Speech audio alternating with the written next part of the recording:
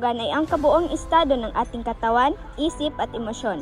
Ito ay ang kakayahan ng isang tao na magampanan ang kanyang mga gawaing responsibilidad sa araw-araw na walang anumang pagkakasakit o karamdaman. Ang kalusugan ay hindi lamang tungkol sa pagiging malusog sa pisikal na aspeto, kundi pati na rin sa mental at emosyonal na aspeto ng isang tao. Pagkakaroon ng maayos na kalusugan ay mahalaga upang magkaroon ng magandang kalidad ng buhay at maabot ang mga layunin sa buhay. Ang kalusugan ay mahalaga dahil ito ay ang nagbibigay sa atin ng kakayahan na magtrabaho, mag-aral at mag-enjoy ng ating buhay. Pag tayo ay may magandang kalusugan, mas malaki ang ating kakayahan na makamit ang mga pangarap at magawa ang mga bagay na gusto nating gawin. Bukod dito, ang pagkakaroon ng mabuting kalusugan ay ang nagbibigay sa atin ng kaligayahan at kasiyahan sa ating buhay. Kaya't mahalaga na pangalagaan natin ang ating kalusugan sa pamamagitan ng pagkain ng masustansyang pagkain, regular na ehersisyo, sapat na pahinga at pag-iwas sa masamang bisyo. Narito ang dapat nating iwasan upang magkaroon ng magandang kalusugan. Hindi pagkakaroon ng sapat na ehersisyo at pisikal na aktibidad. Labis na pagkain ng mga hindi malusog na pagkain at ang pagiging sobra sa timbang. Hindi pagkakaroon ng sapat na tulog at pahinga. Labis na pag-inom ng alak at paninigarilyo. Labis na stress at pagkabahala.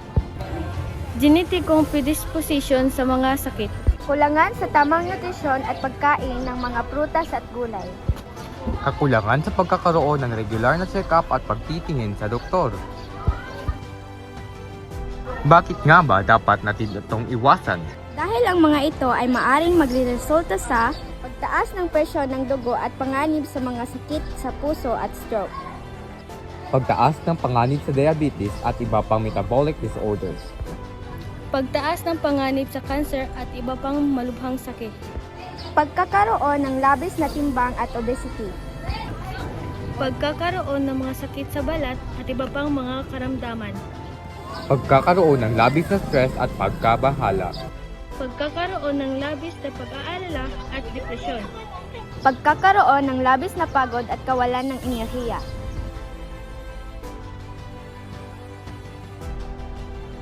Regular na ehersisyo.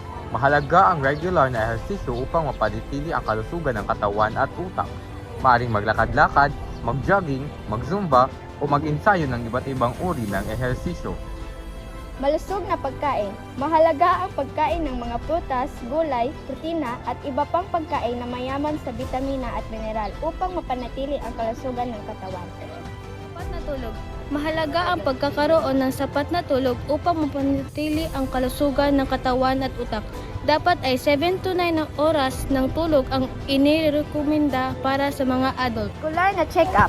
Mahalaga ang regular na pagpa-check up sa doktor upang mamonitor ang kalusugan ng katawan at maagapan ang anumang problema sa kalusugan. Pag-iwas sa masamang bisyo. Mahalaga ang pag-iwas sa paninigarilyo, pag-inom ng alak at paggamit ng bawal na gamot upang mapanatili ang kalusugan ng katawan. Pagkakaroon ng positibong outlook sa buhay. Mahalaga ang pagiging positibo at masaya sa buhay upang mapanatili ang kalusugan ng utak at emosyonal na kalusugan. Pagtangkilik sa kalusugan ng kapaligiran. Mahalaga ang pagtangkilik sa kalusugan ng kapaligiran sa pamamagitan ng pagtapon ng basura sa tamang lugar, pag-iwas sa polusyon, at pagtangkilik sa mga produktong organiko. Tandaan! Tandaan! Tandaan! Tandaan! Tandaan! Tandaan! Tandaan! Tandaan! Tandaan! Ang kalusugan ay kayamanan.